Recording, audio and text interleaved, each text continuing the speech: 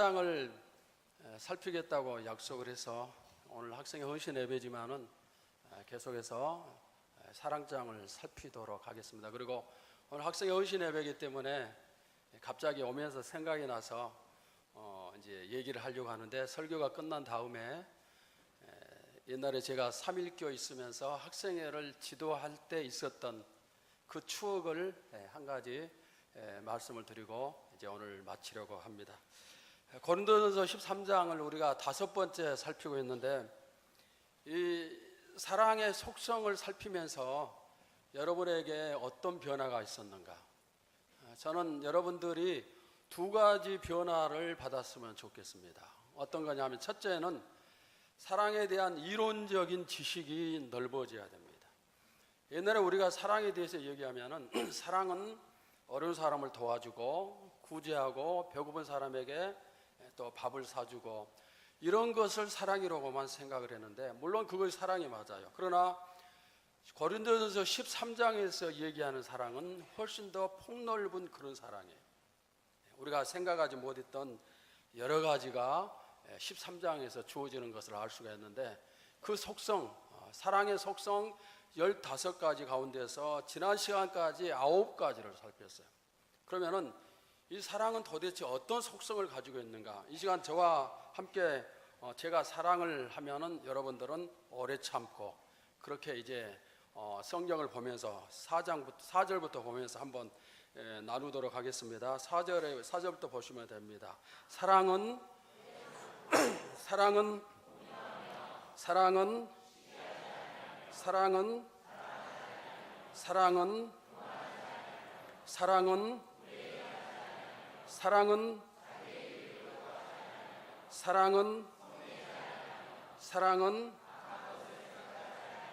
자, 이것이 지난 시간까지 살핀 사랑의 9가지 속성입니다. 그래서 여러분들의 사랑의 이론적인 지식이 훨씬 더 폭넓어질 수 있기를 주님의 이름으로 축원합니다. 그 다음에 2번째는 배운 것을 실천에 옮기는 것이 필요합니다. 실천이 없는 믿음은 무슨 믿음이에요? 죽은 믿음이에요. 죽은 믿음입니다. 우리가 왜 하나님의 말씀을 배우고 왜 설교를 듣는가? 그것은 은혜 받고 끝나기 위해서가 아니에요. 은혜를 받고 그 말씀대로 살기 위해서 우리가 말씀을 듣고 설교를 듣고 그렇게 하는 겁니다. 그런데 설교자가 단에 서서 말씀을 선포했는데 듣는 사람들이 은혜를 받기는 했지만은 삶 속에 변화가 없다 그러면은 사실 설교자는 힘이 쭉 빠지는 거예요. 저는 설교를 뭐라고 생각하는가 하면은 하나의 작품이라 이렇게 생각을 해요. 정말 모든 하여튼 최선을 다해서 기도하고 무릎을 꿇고 또 하나님께 매달리고 묵상하고 연구하고 그렇게 해서 만들어진 작품, 그것이 바로 설교입니다. 그러니까 이 설교 한 편이 단에 서서 선포되기까지는 설교자의 수고가 이루 말할 수가 없어요. 그런데 여러분도 이렇게 생각할 수 있죠. 설교자는 하나님께서 세우신 사람이기 때문에 준비 없이 단에 서도 성령께서 하실 말씀을 주시고 그냥 일사천리로 줄줄줄 잘 나올 것이다, 이렇게 생각을 하기가 쉽지만은 그게 아니에요. 10년 목회하고 20년 목회하고 30년 목회한다고 해서 단에 서면은 성령께서 하신 말씀 줄줄줄 주시는 게 아니에요. 준비된 사람을 통해서 성령께서 역사를 하시는 거지, 준비하지 않고 이 단에 서면은 할 말이 아무것도 없어요. 제가 준비하지 않고 이 자리에 섰다면은 입만 다물고 가만히 서 있다가 내려갈 겁니다. 그러니까 그토록 준비가 필요하고, 그 다음에 이 설교 한 편이 제대로 준비되기 위해서는 때로는 해산하는 수고와 같은 그런 고통과 그런 과정을 겪으면서 설교가 준비되는 거죠. 그러니까 준비 없이는 단위에 설 수가 없어요. 어떤 설교자들이 다 마찬가지라고 생각을 합니다. 요즘에 TV 프로 보면은 음식에 대한 프로가 많이 나오죠. 그래서 뭐 백종원이 나오고 그 다음에 셰프들이 나오고 해서 각 지역별로 음식 대결을 하고 나라별로 음식 대결을 하고 그러는데, 거기에 나오는 사람들이 하는 것을 보면은 하여튼 자신이 할 수 있는 모든 것을 총동원하고 최선을 다해서 음식을 만들어내는데, 그 음식이 완성된 음식을 보면은 하나의 작품이에요. 그러나 설교는 그 음식보다 더 깊은 작품임을 알아야 돼요. 음식은 쉬운 겁니다. 왜냐하면 먹는 사람이 맛을 느끼면 그 음식은 성공적인 음식이에요. 그러나 설교는 그게 아니에요. 설교는 사람의 영혼을 다스려야 되고, 또 회개해야 될 사람에게는 회개가 일어나야 되고, 은혜를 사모하는 사람에게는 은혜가 나타나야 되고, 문제가 있는 사람에게는 문제가 해결돼야 되죠. 그러니까 여러 가지가 다 일어날 수 있도록 준비되어진 작품이 바로 설교가 되어야 됩니다. 그런데 이런 작품이 준비되어서 선포가 되어질 때 여러분들이 은혜 조금 받고 거기서 끝나면은 이게 설교할 맛이 안 나죠. 여러분, 말씀을 듣고 어떻게 해야 될까요? 말씀을 들은 다음에 뭐가 뒤따라야 되죠? 행함이 뒤따라야 되죠. 행함이 뒤따라야 됩니다. 자, 옆 사람 보면서 한번 말씀하십시오. 말씀을 듣고 실천합시다. 아멘입니까? 말씀을 듣고 어떻게 하라? 실천을 해야 됩니다. 하나님께서 우리에게 고린도전서 13장을 주신 것은 기회라고 생각을 합니다. 어떤 기회? 이제 너희가 더욱더 사랑이 풍성해라. 너희 교회가, 너희 가정이 사랑이 풍성한 공동체가 되어라. 이렇게 하나님이 주신 기회라고 생각을 합니다. 이 기회는 주실 때 잡아야 돼요. 이번에 여러분들이 이 기회를 꼭 잡고 전부 다 사랑의 공동체를 만드시기를 주님의 이름으로 축원합니다. 지난 시간에 제가 7번째, 8번째, 9번째 속성을 말씀드렸는데 그 부분을 잠깐 복습을 하겠어요. 왜냐하면 그 부분이 정말 중요하기 때문에 그러는데, 사랑의 7번째 속성은 사랑은 자기의 유익을 구하지 아니한다 그랬어요. 자기의 유익을 구하지 않는 것이 사랑입니다. 여기 원어 성경에서 자기의 유익이라는 말은 자기의 것이라 그랬습니다. 자기의 것을 구하는 것은 사랑이 아닙니다. 그런데 여기 구한다는 말은 원어적인 뜻은 어떤 거냐면 열심히 구하는 거예요. 열심히. 그래서 나를 위해서, 내 자신의 유익을 위해서 열심히 막 구하는 것은, 그것은 사랑이 아니에요.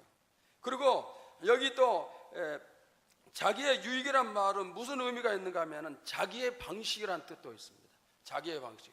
그러니까 내 방식대로, 내 뜻대로 이루어지기를 막 소원하고 그것을 구하고 남들과 다투서라도 내 뜻을 이루고, 이런 것은 사랑이 아니에요.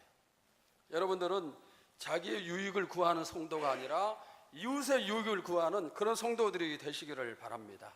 8번째 사랑의 속성은 어떤 것인가? 아주 중요한 것이라고 했습니다. 성내지 아니하는 것. 그러면은 이 성내지 아니한 것은 어떤 뜻인가? 여러분 혹시 기억나는 분 있으면 말씀해 보세요. 성내지 아니하는 것, 그것의 원어적인 뜻이 무엇이라고 했나요? 날카로운 것 가지고 이웃을 어떻게 하는 거라고 했죠? 찌르는 겁니다. 그러니까 깨어진 유리 조각이나 아니면 송곳과 같은 그것을 가지고 찌를 때 그 아픔이 얼마나 큰 아픔입니까? 그런데 내가 옆 사람에게 성을 내면은 옆 사람이 그런 아픔을 느끼는 거예요. 그러니까 성내면 안 돼요.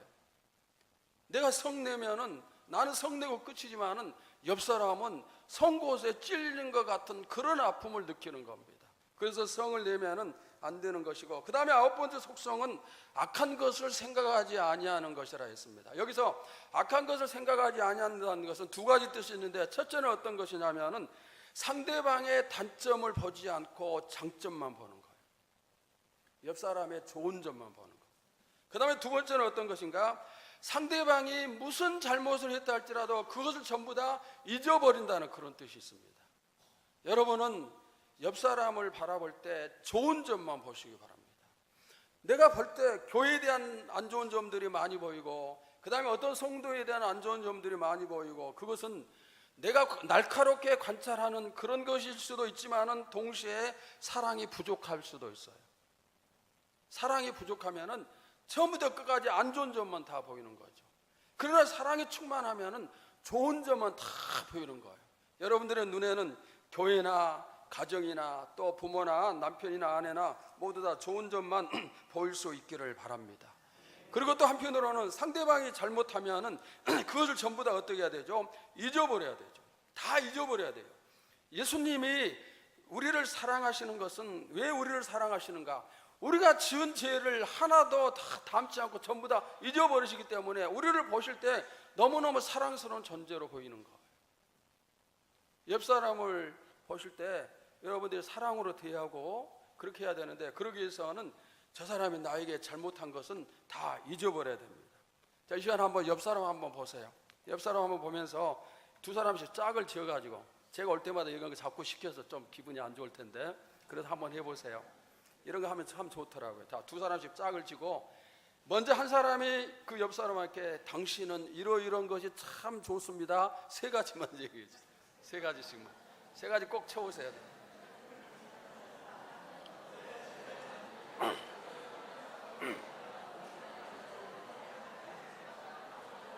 세 가지 다 한 사람은 바꾸어서,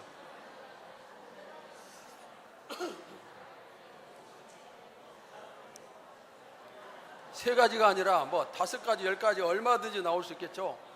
자, 세 가지 얘기 있으면은 여러분들이, 옆 사람이 여러분에게 당신은 아니면 너는 이런 것이 좋더라 얘기해 줬죠. 그 장점을 우리 학생들 잘 키워나가야 돼요. 아멘입니까? 그 장점을 잘 키워나가세요. 그 다음에 이번에는 또 두 사람씩 짝을 지어가지고 하는데, 여러분 3일 교회의 장점을 한 사람이 5가지씩 얘기해 주세요. 빨리빨리 하세요. 시간 없으니까. 그걸 생각하고 말 게 뭐가 있어. 제가 3일 교회 생각해도 금방금방 장점이 많이 나오는데,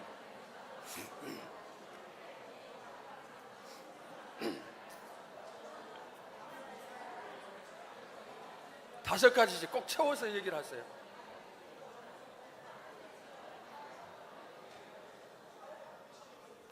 벌써 끝났습니까? 여러분 웃으면서 하니까 농담이 아니고 진짜 진지하게 생각해서 말씀을 하세요.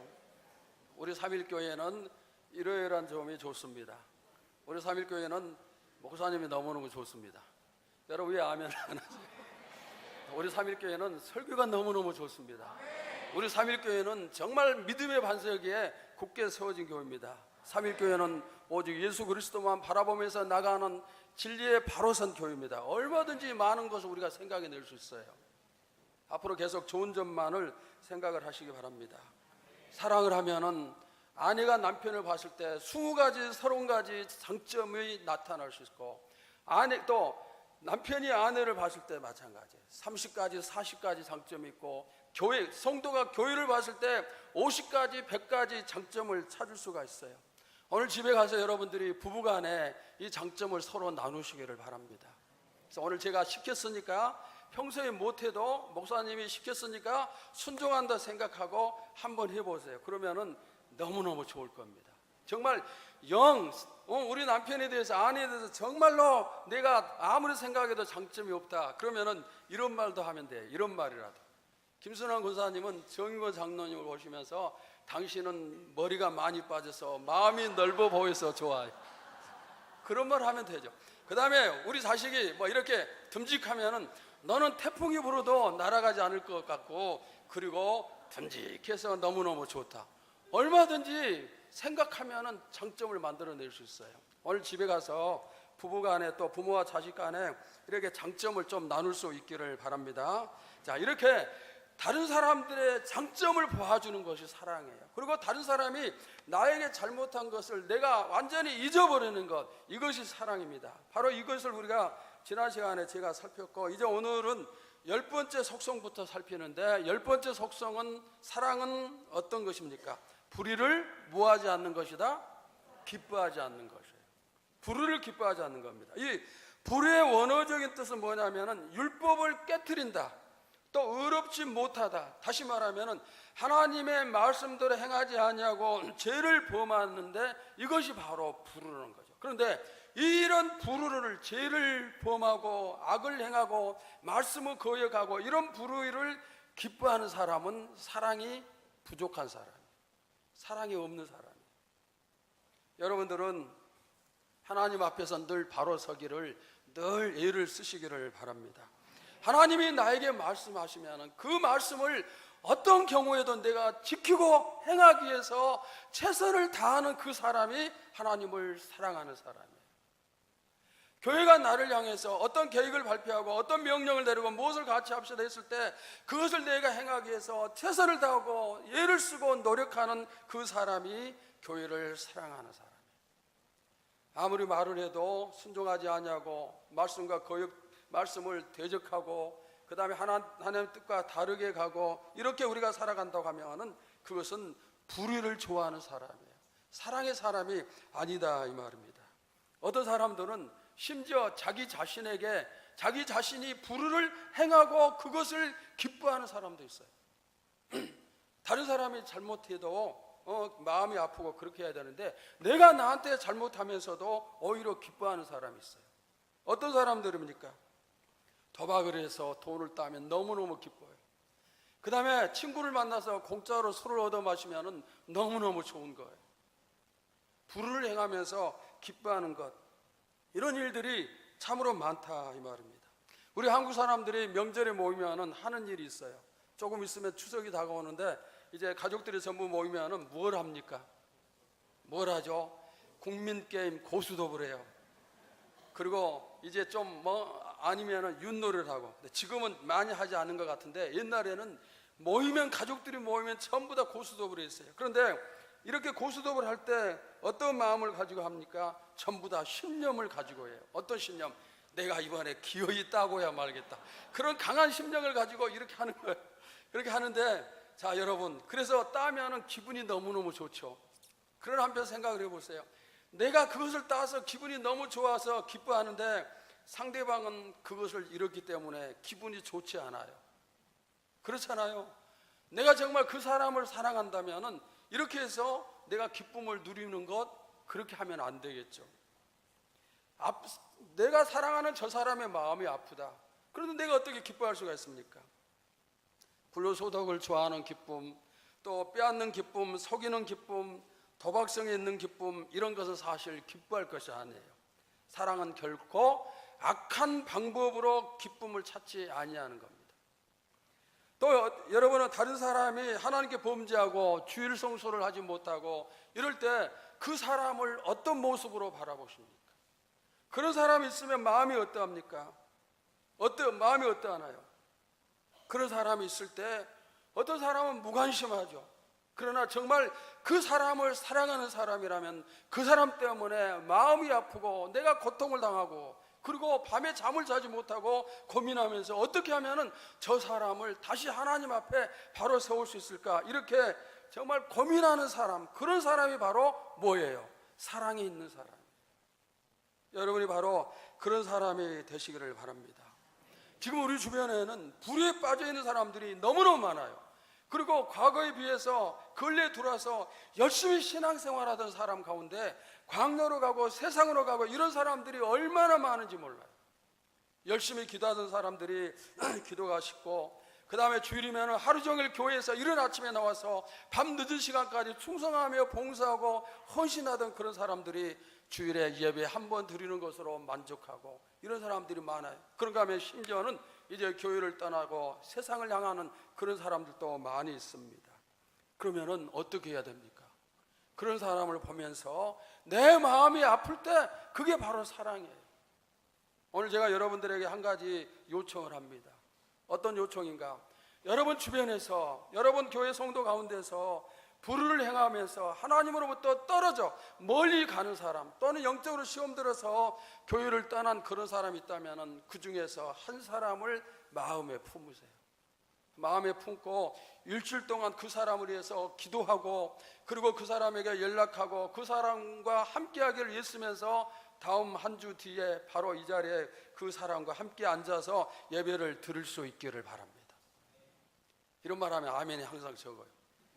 그렇게 좀 하시기 바랍니다. 아멘입니까? 한 사람만 선택을 하세요. 한 사람만. 그리고 그 한 사람을 위해서 내가 정말 모든 것을 다 쏟아부으면은 일주일 뒤에 그 사람이 이 자리에 왜 앉아있지 못하겠어요? 얼마든지 그게 가능하다고 생각을 합니다. 자, 그 다음에 11번째는 사랑은 어떤 것입니까? 11번째 속성이 뭐죠? 사랑은 무엇과 함께 기뻐한다?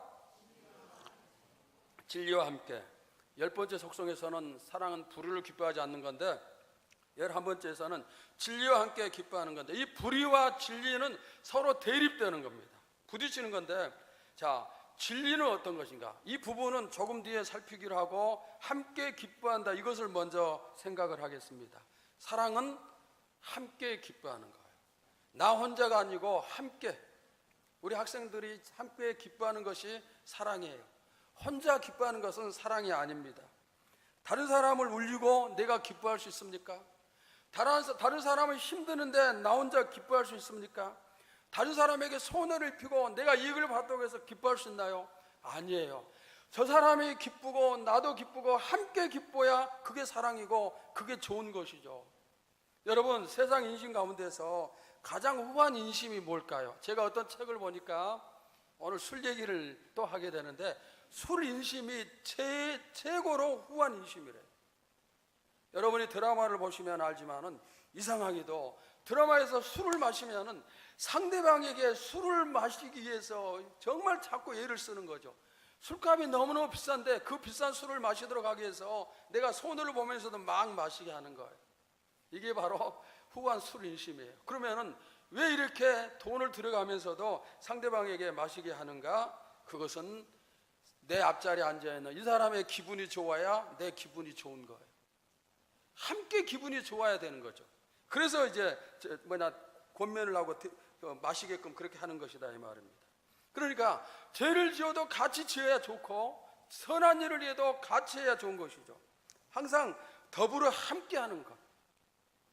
그렇다고 해서 여러분들이 오늘 이 말씀을 듣고 밖에서 누군가가 이제 술을 마시라고 대접하면은, 권면을 하면은 마셔도 좋다는 그런 말은 아니에요. 또 이런 경우도 있죠.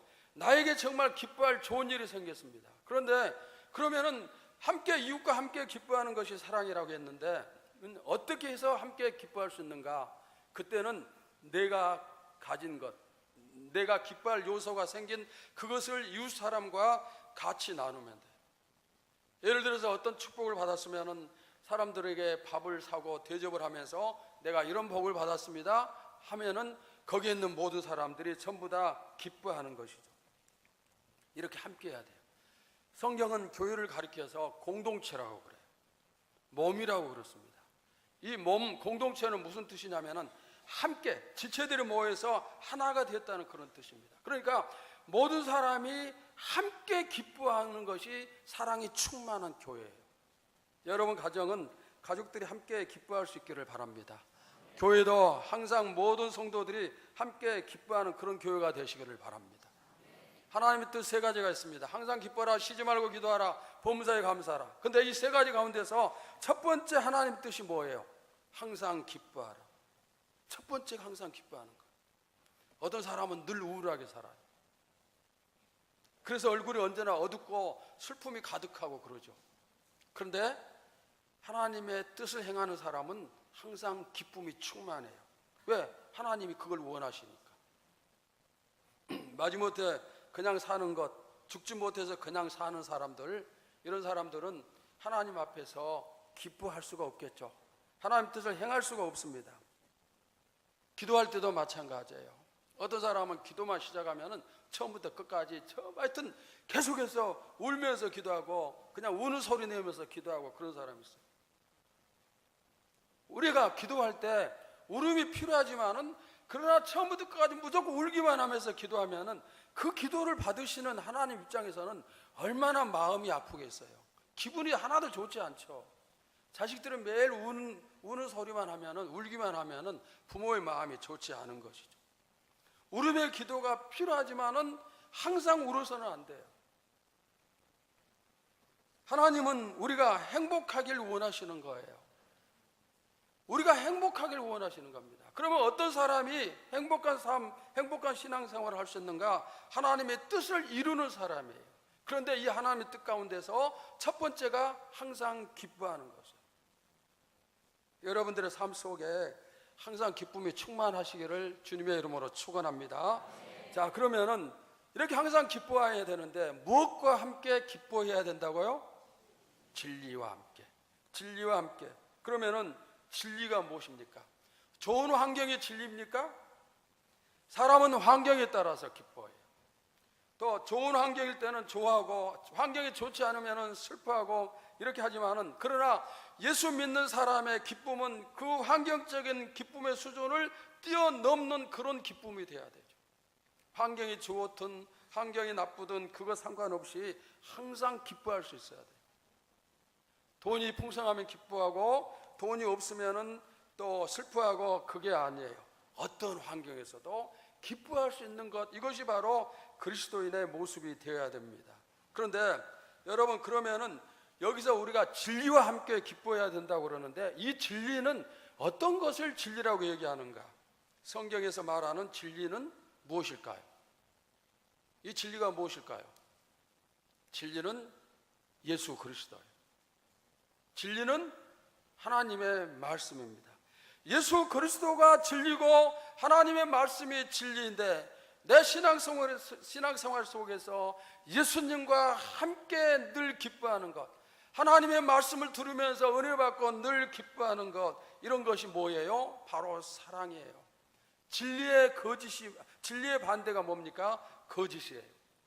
로마서 12장 9절에 사랑에는 거짓이 없나니 악을 미워하고 선에 속하라 그랬어요. 거짓은 진리가 아닙니다. 사랑한다면서 거짓을 입삼는 것은, 그것은 사랑이 아니에요. 사랑은 진실이에요. 사랑은 진리입니다. 사랑은, 우리가 예수 그리스도가 우리의 사랑의 대상이 되어야 됩니다. 사랑하는 사람은 비진리를 기뻐할 수가 없어요.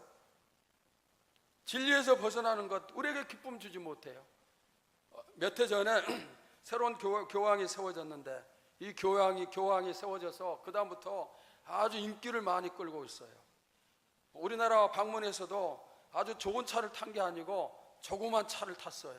그런 것이 사람들에게 어필하면서 점수를 많이 따고, 또 지금도 하여튼 뭐 좋은 말들 많이 하는데, 그런데 그분이 이런 말을 했습니다. 무슨 말인가? 다른 종교에도 구원이 있을 수 있다는 식으로 얘기를 했어요.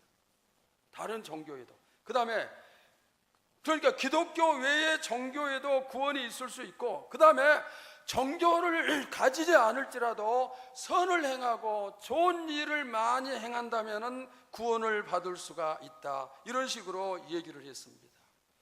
여러분, 이 사람이 그렇게 얘기하는 것은 아마도 다른 종교와 평화적인 그런 관계를 유지하기 위해서 얘기를 했겠지만은, 여러분은 교회 안에서 예수님만이 구원을 주신다는 이 믿음을 믿는 사람으로서 이런 말을 받을 수가 있어요. 이런 말을 들을 때 여러분 마음이 기쁠 수가 있습니까? 그럴 수가 없어요. 우리는 예수 안에서, 예수님을 통해서, 예수님의 말씀을 통해서 우리가 기뻐할 수 있어야 돼요.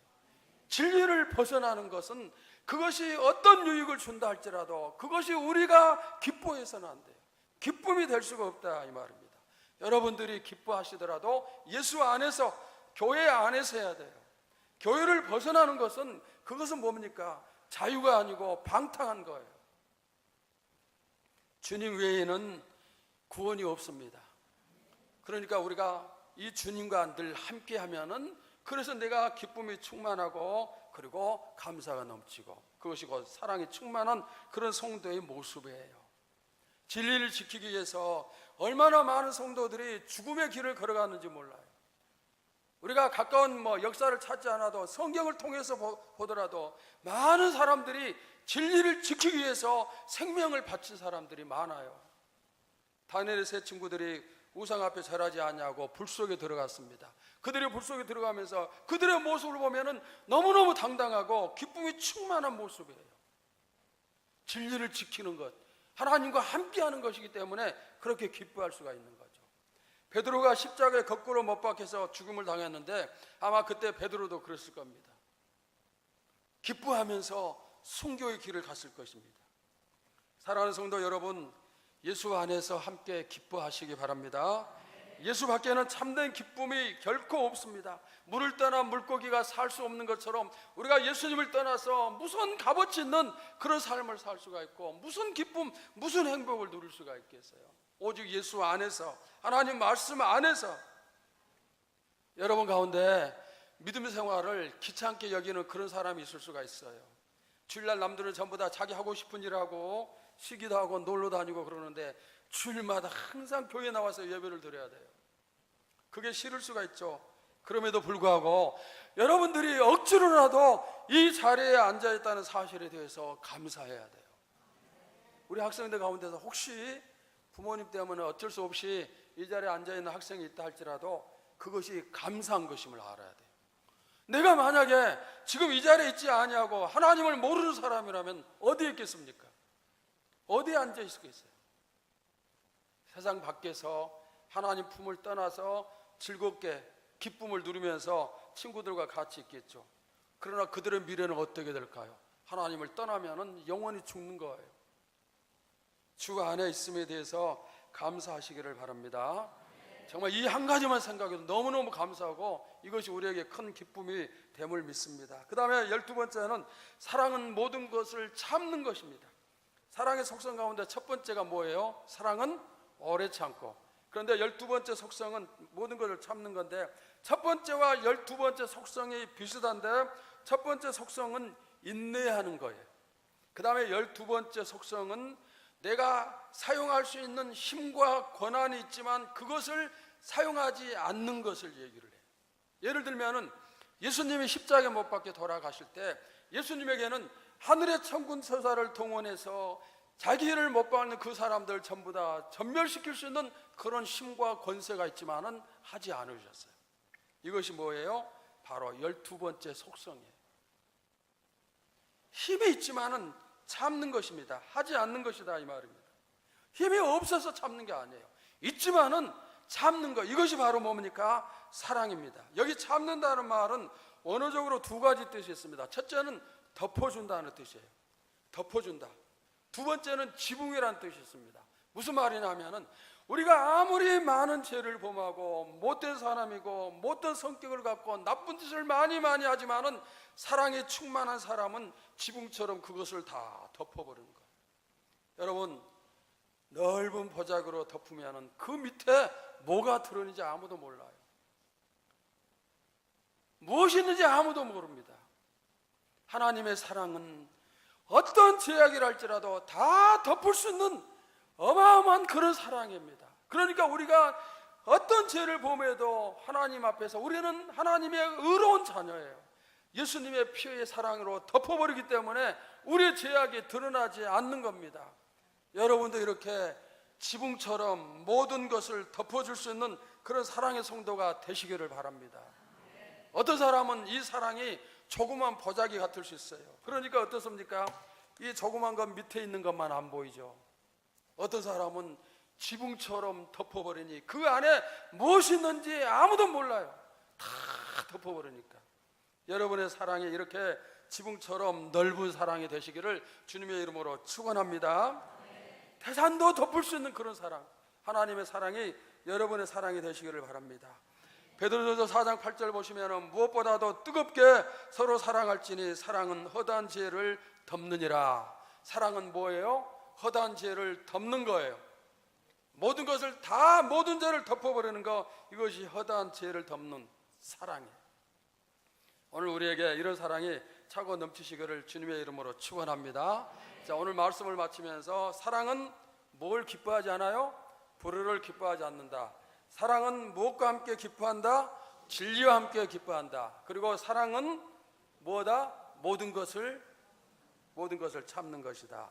자, 오늘 여기서 말씀을 마치면서 우리 학생의 헌신 예배니까 옛날에 제가 3.1교회에서 교육 전도사로 있으면서 있었던 얘기 한 가지를 하고 말씀을 마치겠어요. 제가 4년 정도 3.1교회에서 교육 전도사 역할을 했습니다. 그런데 아마 제가 신학교 1학년 때인 것 같은데 여름 수련회를, 학생의 여름 수련회를 이제 하게 됐어요.